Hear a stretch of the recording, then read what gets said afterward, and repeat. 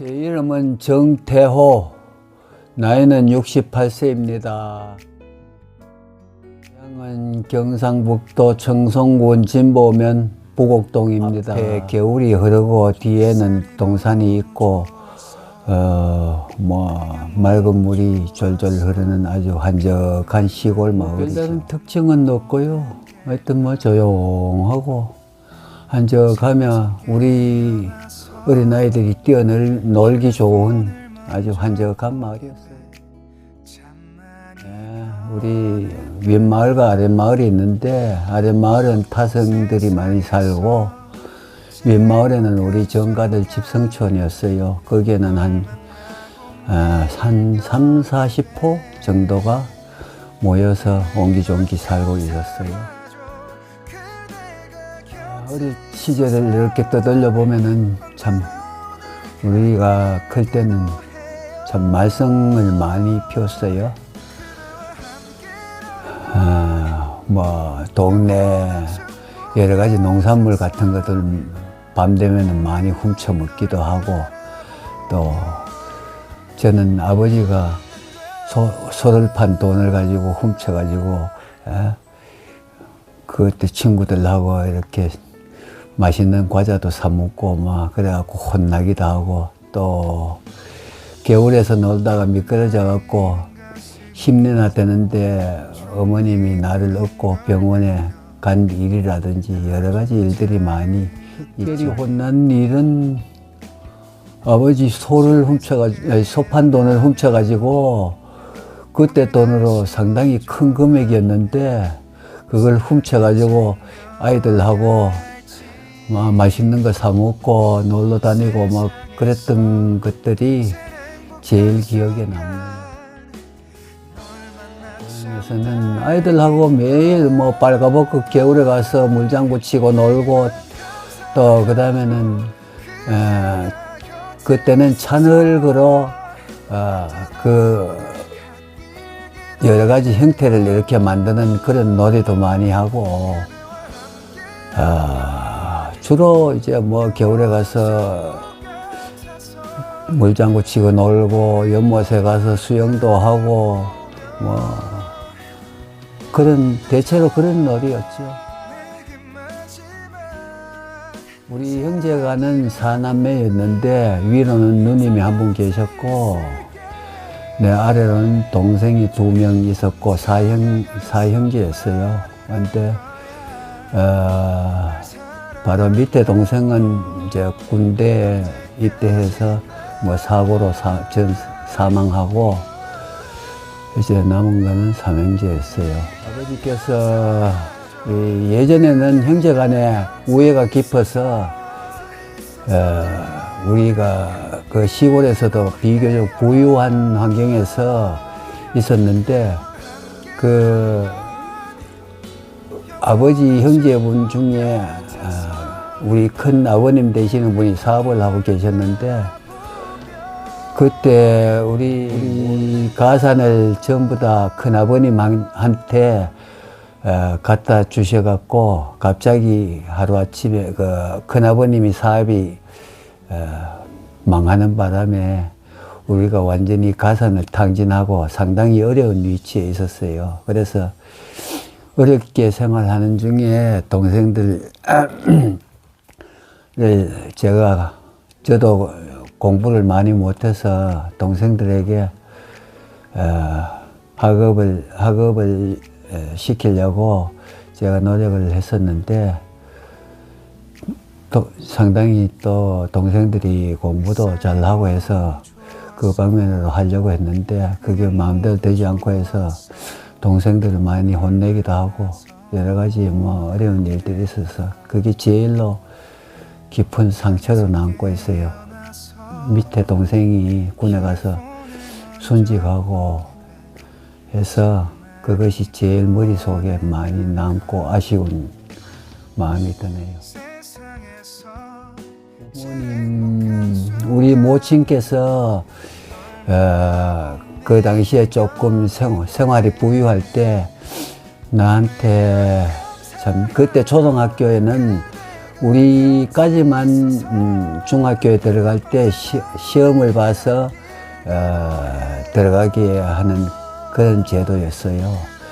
그 후부터는 이제 뭐 이렇게 뺑뺑이로 돌려서 번호를 돌려서 학교에 추첨이 되고 했었는데, 우리까지만 유일하게 중학교에 들어가는데 시험을 쳐서 들어가는 그런 제도였는데, 우리 모친께서 저한테 깊은 관심을 보여서 초등학교에서도 매일 과외 수업을 하고, 또 학교 일과 마친 후에 또 따로 선생님을 초빙해서 과외를 시키고 하셨는데, 그때 너무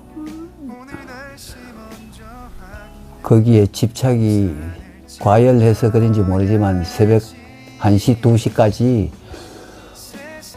과외 공부를 하고,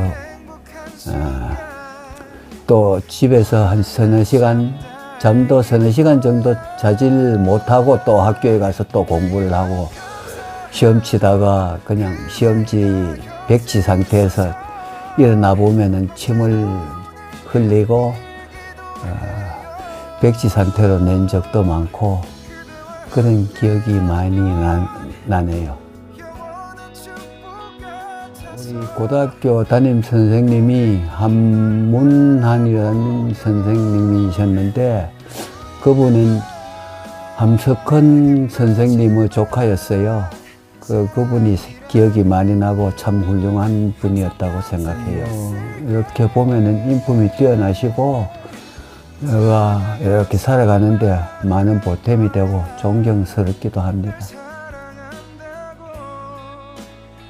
저는 뭐 별다른 공부는 별 재주가 없었어요. 그런데 한 가지 특징적인 거는, 음악에는 거의 타의 추종을 불허하는 그런 면을 가지고 있다고 항상 생각이 들었어요.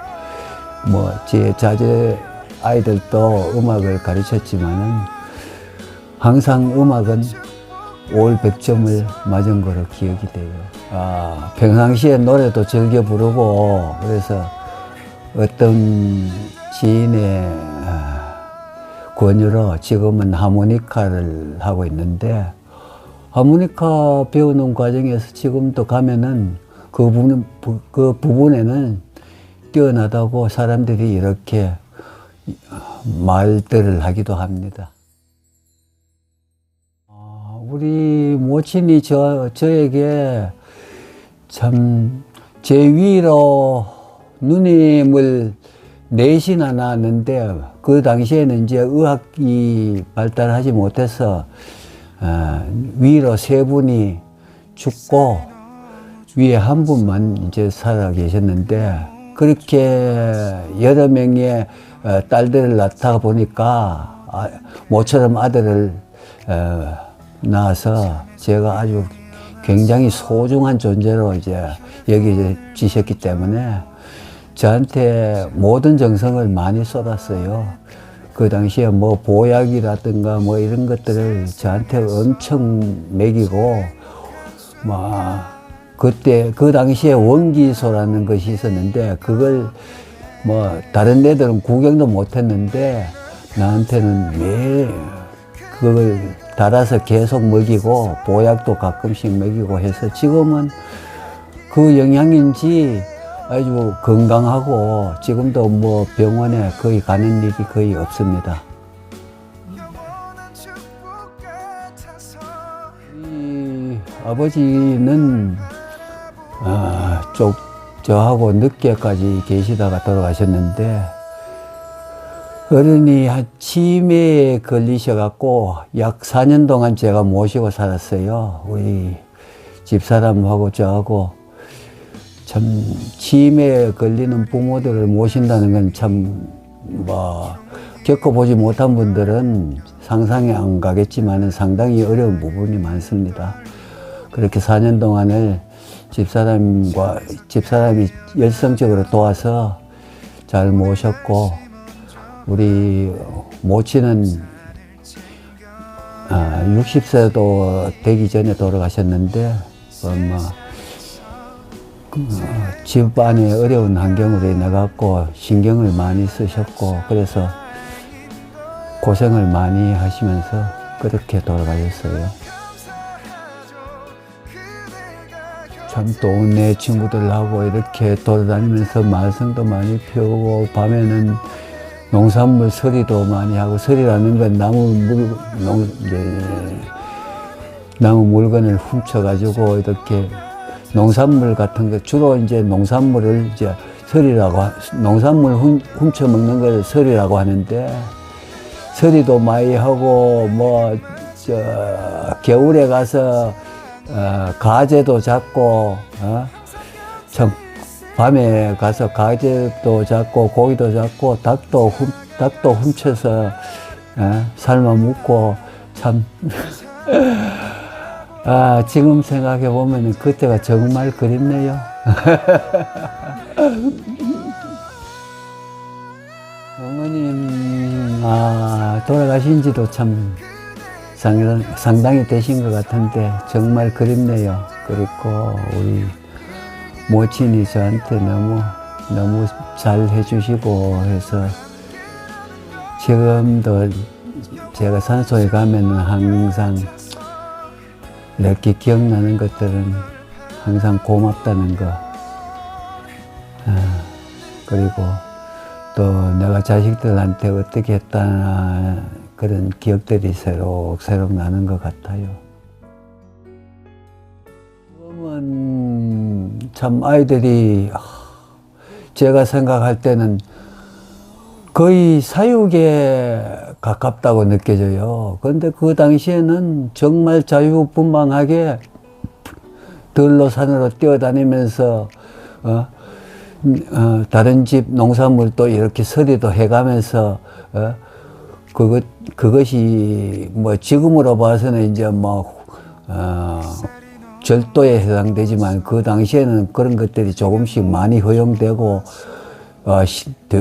심하지 않으면은 그것은 이제 어른들께서도 전부 다 이제 허용을 해 주시고 이제 약간 혼을 내긴 했지만은 그 당시에 정말 우리들의 어린 시절은 너무너무 행복했다고 생각해요. 근데 지금은 너무 아이들이 너무 이렇게 속박이 돼 있고 삶에 너무 구속이 되어 있다고 할까. 정말 지금 아이들이 조금 불쌍하다는 생각이 좀 들 정도예요.